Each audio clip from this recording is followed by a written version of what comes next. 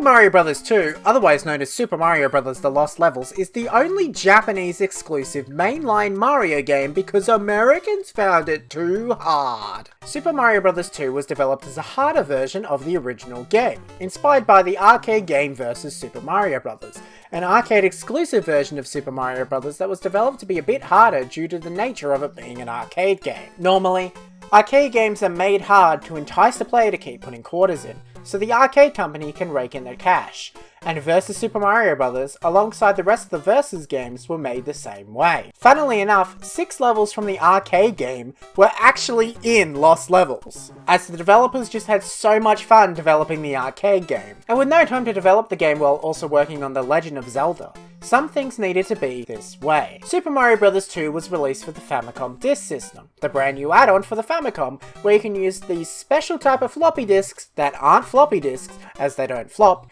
and play better games with more space and better sound. Of course, Super Mario Bros. 2 doesn't really take advantage of this, but games like The Legend of Zelda, Metroid, and more took advantage of the sound it could produce, as both of these games originally released on the Famicom Disk System before being ported to real cartridges. However, Super Mario Bros. 2 wasn't so lucky. Super Mario Bros. Was stuck in the Famicom Disk System, and the game never came out outside of Japan. When the game was sent over to America, the tester at the time thought the game was way too hard to release. And he couldn't believe that Japan would ever make this game.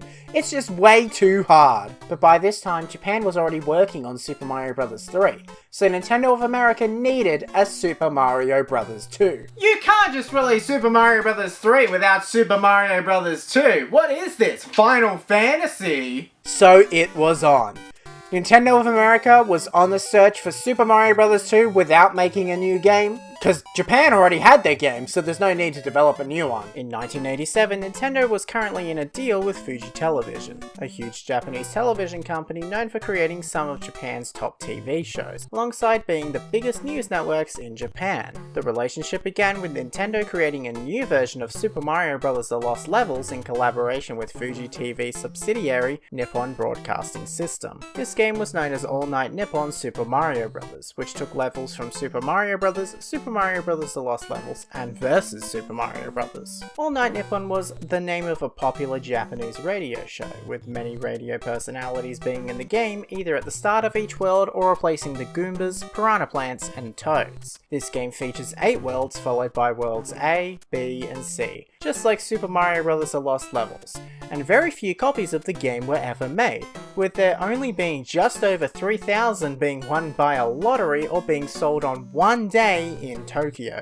Although the game was almost just the same as Super Mario Bros., Super Mario Bros. The Lost Levels, and Versus Super Mario Bros., this kinda counts as its own game, being the 5th game in total to use the exact same style. We really need to come up with something different. In 1987, Nintendo and Fuji TV teamed up again during an event known as Yumi Kojo 87, where Nintendo developed a game using characters from the event to create a game known as Yumi Kojo Doki Doki Panic, otherwise known as Dream Factory Heart Pounding Panic. It was released on the Famicom Disk System, and although it had a few Mario elements in it, like the power block from the arcade game Mario Bros., the game was its own game with a whole new way of killing enemies. Instead of killing enemies by jumping on them, you had to pick up a plant from the ground and throw it at enemies. This game, however, was actually originally a Mario game all along, as the game began development as a prototype Super Mario platforming game, which was shown as a different way to do the Mario style of platforming. It wasn't until Fuji Television wanted to team up with Nintendo again that they turned the game into Doki Doki Panic. While Nintendo of America were looking for a new version of Super Mario Bros. 2, they saw this game